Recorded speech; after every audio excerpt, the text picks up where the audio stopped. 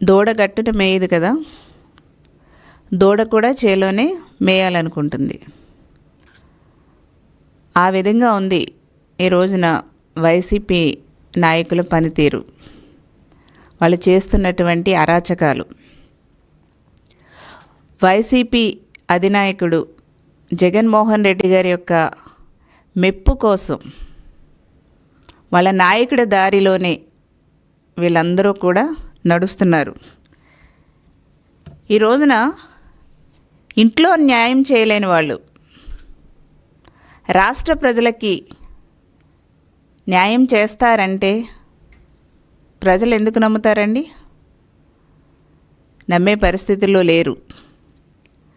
దీనికి ఉదాహరణ జగన్మోహన్ రెడ్డి గారు, జోగి రమేష్ గారు. కాసుల కోసం తల్లిని చెల్లిని మెడపట్టి బయటికి గెంటేసినటువంటి చరిత్ర జగన్మోహన్ రెడ్డి గారిదైతే, కట్నం కోసం కోడల్ని వేధించినటువంటి చరిత్ర జోగి రమేష్ గారిది. అధినాయకుడు తీరు ఎట్లా ఉంటే వాళ్ళ నాయకులు కూడా అదే దారిలో నడుస్తారు అనటానికి ఈ ఉదాహరణ. మహిళలకి గౌరవం ఇవ్వని వీళ్ళు ఈ గొడ్డల పార్టీ నాయకులు ఉపన్యాసాలు ఇవ్వటం తప్ప చేసేది ఏదీ లేదు. జోగి రమేష్ గారి కోడలిపై జరిగినటువంటి అన్యాయంపై ఏం సమాధానం చెప్తారు జగన్మోహన్ రెడ్డి గారు?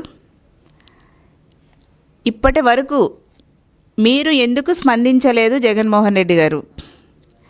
ఈ రోజున ఈ షోకార్డ్ లీడర్స్ ఉన్నారు, ప్రతి దానికి కూడా ఈ షోకార్డ్ లీడర్స్ ప్రతి దానికి అంటే ప్రభుత్వం ఏ మంచి పని చేసినా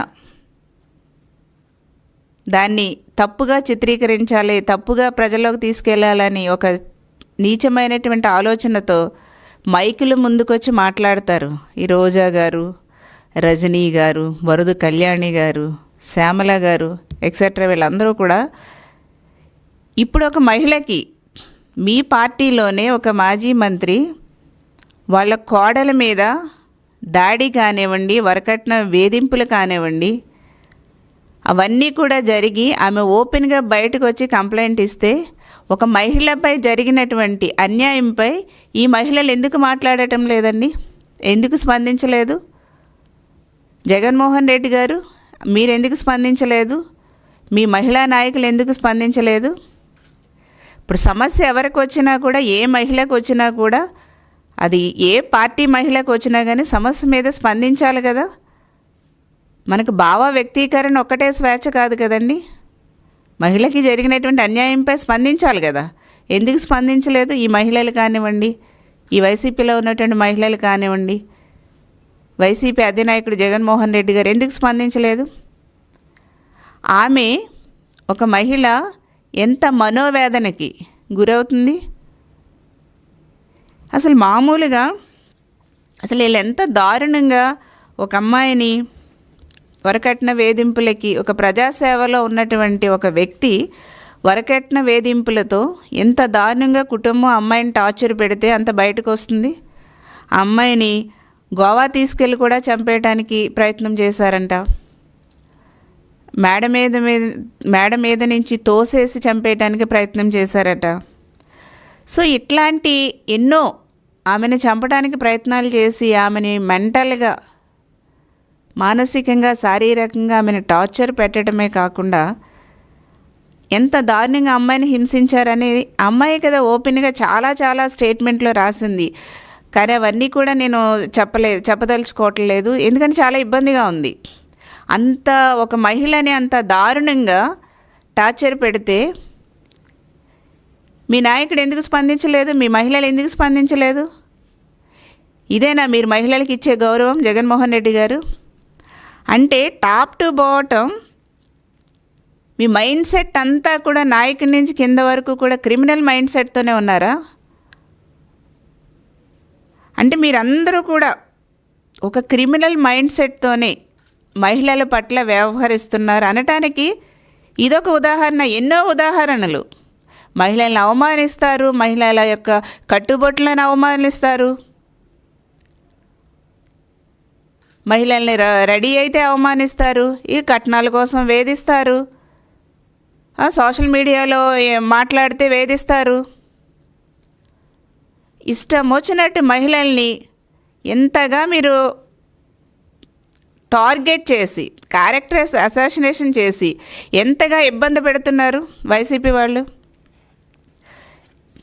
జగన్మోహన్ రెడ్డి గారు ఏ రోజైనా మీరు స్పందించారా? స్పందించలేదు. ఈ రోజున వరకట్నం అనే ఒక దురాచారంపై దేశవ్యాప్తంగా కూడా చాలా ఉద్యమాలు జరుగుతున్నాయి. ఈ వరకట్నాన్ని అరికట్టాలనేసి దేశవ్యాప్తంగా ఉద్యమాలు జరుగుతున్నాయి. సో అట్లాంటి పరిస్థితులు ఉన్నప్పుడు ఈ రోజున ఒక ప్రజాసేవలో ఉన్నటువంటి ఒక మాజీ మంత్రి కోడల్ని ఇంత దారుణంగా వరకట్నానికి వేధించడం అనేది సిగ్గుతో తలదించుకోవాలి. వైసీపీ గొడ్డలి పార్టీ వాళ్ళు, జగన్మోహన్ రెడ్డి గారు సిగ్గుతో తలదించుకోవాలి. ఈ రోజున నెత్తి మీద చెయ్యి పెట్టి బ్లెస్సింగ్స్ ఇవ్వటం కాదు, ఆ నెత్తి మీద టోపీ పెట్టేస్తున్నారు, నామాలు పెడుతున్నారు, వాళ్ళ జీవితాలను భస్మాలు చేసేస్తున్నారు జగన్మోహన్ రెడ్డి గారు. మీరు ఆ మహిళ పడ్డటువంటి వేదన ఎవరు తీరుస్తారు? ఆమె పడుతున్నటువంటి మనోవేదన.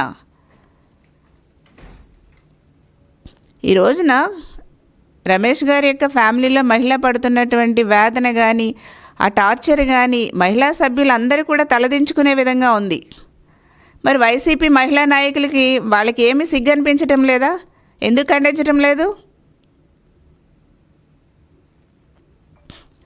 జోగి రమేష్ గారి యొక్క కోడలి కన్నీటికి తాడేపల్లి పెద్దలు సమాధానం చెప్పాలి. ఎందుకు స్పందించటం లేదు? అంటే మీరందరూ కూడా ఇదే బాబు కాబట్టి తల్లిని చెల్లిని గెంటేశారు, వాళ్ళ మీద క్యారెక్టర్ అసాసినేషన్ చేయించి సోషల్ మీడియాలో దుష్ప్రచారం చేయించారు. ప్రతి మహిళ ఏం మాట్లాడుతున్నా ఖండిస్తే చాలు వాళ్ళ మీద సోషల్ మీడియాలో క్యారెక్టర్ అసాసినేషన్ చేయించేస్తారు. ఎవరిచ్చారు మీకు ఈ రైటు? ఈ రోజున జోగి రమేష్ గారు మీరు వెళ్ళి అమ్మవారు సాక్షిగా చాలా